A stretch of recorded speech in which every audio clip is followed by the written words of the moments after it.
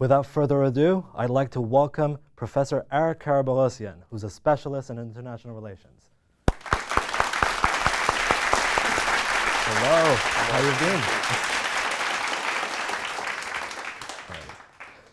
So, let's talk about genocide. Genocide, according to the UN resolution of 1948, is defined as the following. Any of the following acts committed with intent to destroy, in whole or in part, a national, ethnical, racial, or religious group on such, killing members of the group, causing serious bodily or mental harm, deliberately inflicting on the group conditions of life calculated to bring about its physical destruction in whole or in part. Now, looking at this nowadays, would this definition need to be ratified at all, or is it completely applicable to our modern age? I don't think the definition needs to be changed. I think it encompasses a whole lot, and it goes to the heart of what genocide is actually. And the important part of that definition being intent, and intent to destroy, whether in whole or in part, by committing the acts that are listed in Article 2 of that 1948 Convention on the Prevention and Punishment of Genocide. For political correctness reasons, there's always a confusion on what term is best used to describe the events of the Armenian Genocide of 1915. Should it be politically correct to say the Armenian Genocide, or is it not so politically correct, and instead should it be changed to, for example, massacre, or tragedy, travesty, extermination even, or ethnic cleansing? I mean, you hear all of these words that are bandied about, okay? I think there's two facets that need to be addressed to this question. There's legal definitional issues, and then there's political issues, okay? If we begin with the first of the two facets, the 1948 Convention and its Article 2 definition that we just discussed and we presented, is clear in legal terms, right? It's intent to destroy, in whole or in part, by undertaking actions like killing, bodily harm, preventing birth, and various other things that it listed, okay?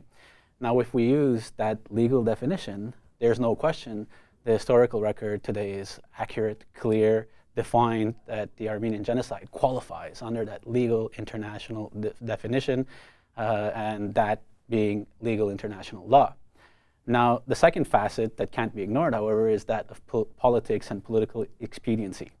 And this is where you get terminology like ethnic cleansing, extermination, massacres, mass killings, and various other terms that come into play, okay?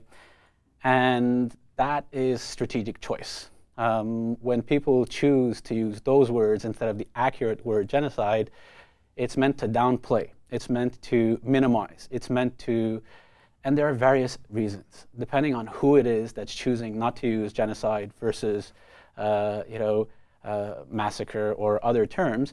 It's based on various considerations. For example, the best example is during the Cold War, the United States had an ally in Turkey which had strategic, missile locations on the USSR, its enemy, and for those purposes, at that point in time, it definitely didn't want to obfuscate or frustrate or touch a nerve with its ally. And so this is why, in instances, other terms are used. If we lived in a world where everyone agreed on something, we would never have any conflict. But we don't live in that type of world, unfortunately. It would be a boring world. Yeah. But should Justin Trudeau, for example, worry about offending people by not calling it the Armenian Genocide, or the American government's officials? Should that be the case, even though we all live in democracies with those two examples mentioned? Absolutely. It takes courage, political will, and vision, however, okay? And, politicians are a pragmatic breed. And obviously, when they're in power, they want to take different things into consideration and different things into account. and they want to cater to as many people as possible in their constituencies and in their support base. So they think in their minds that they have to tread lightly and be careful not to alienate certain people within their constituencies or their support base. However, again, we have this sort of clash, if you want, between political expediency, political interests, and the necessity and the requirement, ethically and morally, for truth and justice to make its way. And for that to occur, you need people that are courageous and that have vision and that are going to move beyond the parochial political game, obviously. So now let's talk about Turkey. As I've said in the monologue, we are approaching the 102nd anniversary of the Armenian Genocide, and we still have no attempts whatsoever for the Turkish government to recognize it as a genocide. Instead, they claim that it was that the Armenians were casualties of war. Now, what is the motivation behind denying the Armenian genocide, and why do you think it's actually happening?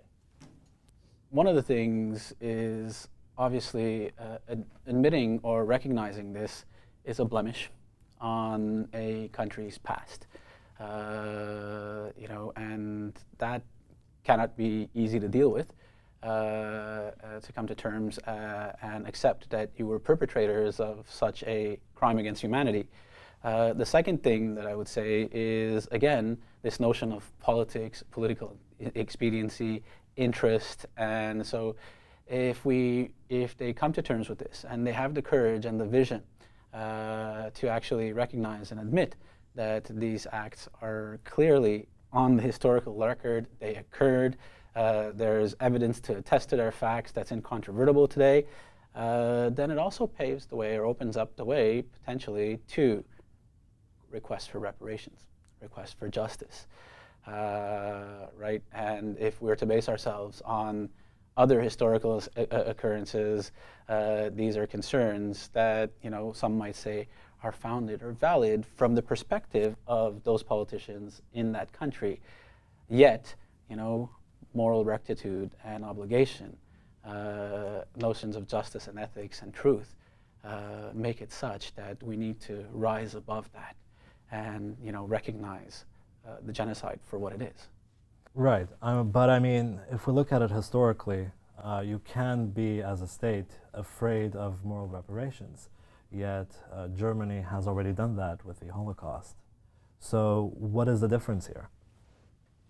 Well, the difference is that for a number of years, Turkey was able to subvert or keep under wraps or prevent dissemination of the Armenian genocide and its fact and reality from spreading, from it being brought to people. And again, various political considerations made it such. Turkey was an ally of key important people, and Armenian communities, especially in the diasporic communities, worked very hard through various lobbies, to try and buck this trend, to try and bring the information, to educate, to disseminate, information campaigns, media campaigns, education campaigns. Now, arguably what has changed is a context at the global level, obviously, at the end of the Cold War, with Turkey not being so key anymore. The interesting thing is that we're at a very interesting intersection today in the here and now, because there are certain circumstances that, in my estimation, bring us to a point where we have an opportunity. There is definitely a window here. We have in Turkey a movement from Turkish intellectuals that is very adamant or pushing on wanting their government to come to terms with this. We have foreign organizations like the European Union putting pressure on Turkey to recognize this as a condition if ever they want to accede to being a member of the European Union. We have very recently a turn of events in Turkey where a secular government that was considered Western and allied to the European frame of the world is now moving a little bit further away from that with some of the actions that it's taken in the face of the rebellion and the crushing of that rebellion that it's faced. And in the face of all of that, the perception of Turkey in the light of some of its former allies or at the global level lead to a point. So we have all of these things that sort of are coming together today.